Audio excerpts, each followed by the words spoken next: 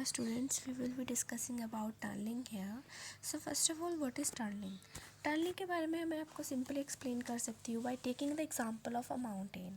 For example कि हमें एक माउंटेन से दूसरी माउंटेन में जाना है, तो what is the simplest way of going there? सबसे सिंपल वे तो यही है ना कि अगर मतलब एक तो ये हो गया ना, फर्स्ट कंडीशन इज सैड कि आप एक माउंटेन को क्रॉस कर रहे हो, then going to another mountain, okay, reaching there. But mountain को क्रॉस करना it's not a easy task.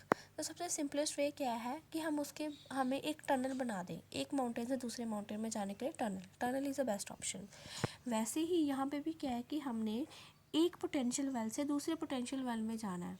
तो सबसे सबसे बेस्ट वे क्या है? सबसे बेस्ट वे तो यही है ना कि मतलब लाइक गोइंग थ्रू इट. तो यहाँ पे भी वही है कि हमारे जो इलेक्ट्रॉन्स हैं वो हमारे जो प्रोटॉन्स होंगे वो एक वेल से दूसरे वेल में कैसे जाएंगे, उसको ही हम टनलिंग इफेक्ट बोलेंगे. ठीक है. सो टनलिंग में होता क्या है? Basically it is a penetration of the wave function of a molecule through the barrier of the reaction rather than over it. ठीक है. इसके बाद में आता है, यहाँ पे क्या आता है कि सबसे सिंपलेस्ट मॉडिफिकेशन हुई थी यहाँ पे आर्हेनियस इक्वेशन की. ये हमारी आर्हेनियस इक्वेशन थी जहाँ, ठीक है. और टर्निंग में क्या होता है कि हमने सिर्फ एक करेक्शन फैक्टर जिसको हमने क्यू से डिनोट किया है, आप देख सकते हो यहाँ पे there is a Q word, इसको हम बोलते हैं करेक्शन फैक्टर. हमने ये फैक्टर को इन्वॉल्व करा था किसमें? आर्हेनियस इक्वेशन में यहाँ पे. ठीक है. सो जो ए है वो तो हमें पता है कि वो आर्हेनियस पैरामीटर है. जो ई है वो क्या है? हमारे पास हाइट ऑफ द बैरियर है. ठीक है. एम हमारे पास मास होगा जो भी हम टर्निंग पार्टिकल ले रहे हैं. जो 2a यहाँ पे दिया है, 2a क्या है? It is a width of the barrier. Width of the barrier मतलब कि एक ये जो बेल है वो दूसरा बेल है, इसके बीच का जो विड्थ है हर एक पर्टिकुलर 0 पॉइंट एनर्जी पे. जैसे सबसे लोअर जो हमारी है उसको हम बोलते हैं n इज इक्वल टू 0, जिसको हम बोलते हैं 0 point energy, the lowest 0 point energy.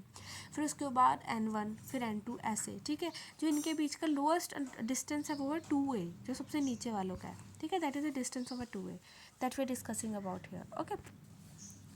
Then हमें क्या पता है कि जो बीटा फैक्टर है जी हमारे पास, इससे हमें क्या पता चलता है कि that the turning is very much sensitive to the mass of any particular particle.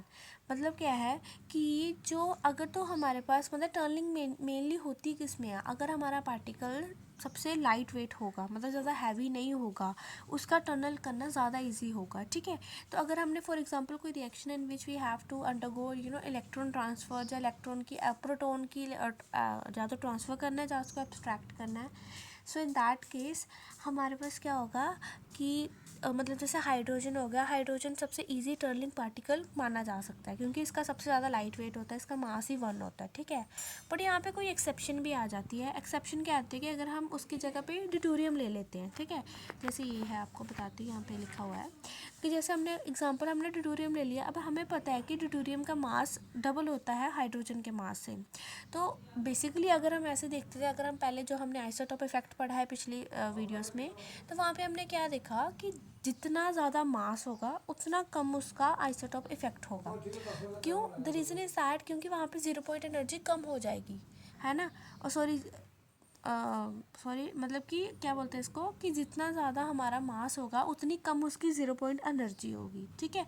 तो यहाँ पे हमने टर्नली के बारे में, जब हम टर्नली के बारे में पढ़ रहे हैं तो वहाँ पे हम आइसोटोप इफेक्ट की बात नहीं कर रहे हैं. टर्नली is a different thing. Okay.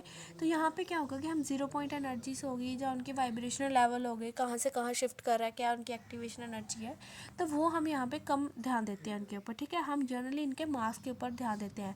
जितना ज़्यादा मास होगा उतना स्लो टर्निंग रिएक्शन होगी, क्योंकि जितना ज़्यादा मास होगा उतना ही उसके लिए टर्नल करना मुश्किल होगा. ठीक है. तो वो हम यहाँ पे पढ़ेंगे. फिर हम पढ़ते हैं बेसिकली कि हमें क्या पता चलता है कि सबसे ज़्यादा टर्नल करना कब इजी होता है. आप देख सकते हो जो सबसे लोएस्ट लाइन है यहाँ से टर्नल करना इजी है जो सबसे ऊपर वाली के लिए. ऑब्वियसली सबसे ऊपर वाली के लिए, क्योंकि यहाँ के लिए डिस्टेंस कम हो गया, उसको इजीली ट्रैवल कर सकता है. तो इसका क्या मतलब हो गया कि अगर तो हमारे पास जो हमारा बैरियर विड्थ है, जो दो हमारे जो वेल्स हैं उनके बीच का डिस्टेंस जितना कम होगा उतना इजी टर्नल करना होगा. तो बस वही हम यहाँ पे पढ़ने वाले हैं कि the turning is more effective when the barrier width is narrower. ठीक है. तो उसका क्या मतलब है, क्योंकि हमें पता है कि जो हमारे पास ये बीटा था, बीटा हमारे पास क्या है कि depend upon the square root of M. ठीक है. स्क्वायर रूट ऑफ एम की बात कर रहे हैं, बट ये लीनियरली डिपेंड कर रहा है किसके ऊपर? हमारी विड्थ के ऊपर. ये तो इसके स्क्वायर रूट के ऊपर एम, पर जो 2 है वो उससे लीनियरली डिपेंडेंस है। तो यहाँ से क्या पता चलेगा कि बीटा फैक्टर से हमने कहा था कि जो टर्निंग इफेक्ट है ना, जो टर्निंग है वो बहुत सेंसिटिव है किसके, बैरियर विड्थ पे, मोर देन मास। हम मास को भी देखते हैं, बट मास से ज़्यादा हम उनके बीच का बैरियर विड्थ से देखते हैं। जितना कम बैरियर विड्थ होगा उतना इजीली ट्रांसफ़र होगा। तो ये हम चीज़ पढ़ रहे हैं, ठीक है। नैरोअर विड्थ होने का मतलब ही यही है कि दैट अगर मतलब कि कोई भी हमारे पास जो न्यूक्लियाई या प्रोटॉन है उसको शॉर्टेस्ट डिस्टेंस ट्रैवल करना पड़ेगा, ठीक है, एक वेल से दूसरे वेल के में जाने के लिए, ठीक है। अब हम देखते हैं जो हमने करेक्शन फैक्टर पढ़ा था क्यू, वो बहुत it is also less sensitive to the temperature, मतलब टेम्परेचर में ज़्यादा चेंजेस लाने पे इतनी इनकी टर्निंग में ज़्यादा फ़र्क नहीं आता। मतलब बेसिकली हमारा low temperature is important. Low temperature पे क्या होता है कि हमारा टर्निंग की जो रेट थी, जो स्पीड है टर्नल करने की, उसमें कोई चेंजेस नहीं आ रहे हमारे पास इतना। So as a result turning is become more important at a very low temperature, ठीक है। कि मतलब छोटा से even the smallest barrier could not be overcomed, it can be tunnel through. इसका क्या मतलब कि छोटा से छोटा बैरियर भी जो आ रहा है ना हमारे बीच में, अगर तो फॉर एग्जांपल ये था छोटा से छोटा, ऊपर से ऊपर, ऊपर से लो टेम्परेचर पे ये सारे के सारे हमारे टनल हो सकते हैं, ठीक है। बट हम देखते हैं कि कहीं ना कहीं इसमें भी क्या हो रहा है कि हमारे पास थोड़ी सी डिपेंडेंसी आ रही है किसकी, टेम्परेचर की। तो वो डिपेंडेंसी कहाँ से आ रही है, वो डिपेंडेंसी ऐसी आ रही है कि अगर आप समझ लो कि जब हमारे पास 0 पॉइंट लेवल पे एंड जब 0 था, हमने उसको सब कुछ थर्मल एनर्जी प्रोवाइड कर दी। थर्मल एनर्जी प्रोवाइड करने के कारण क्या होगा, जैसे आप यहाँ पे देख सकते हो जो सबसे नीचे था, ठीक है, हमने उसको थर्मल एनर्जी प्रोवाइड करी, तो यहाँ पे जो हमारे पास प्रोटॉन या न्यूक्लियाई होंगे वो एक्साइट होकर ऊपर वाले लेवल में जाएंगे N1 में। तो वहाँ पे क्या होगा कि पॉपुलेशन थोड़ी सी बढ़ गई, ठीक है ना, पॉपुलेशन बढ़ गई N1 लेवल की।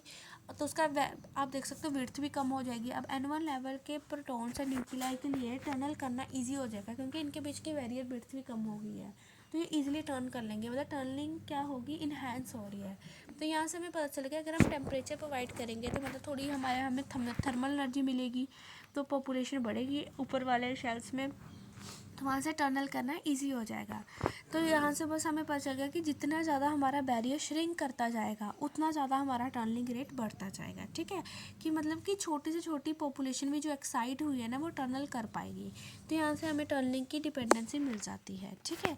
सो बेसिकली ये था हमारे पास मेन पॉइंट्स ऑफ टनलिंग की टनलिंग होती क्यों है, ठीक है। So this is all about this video. If you like please subscribe and like it and share.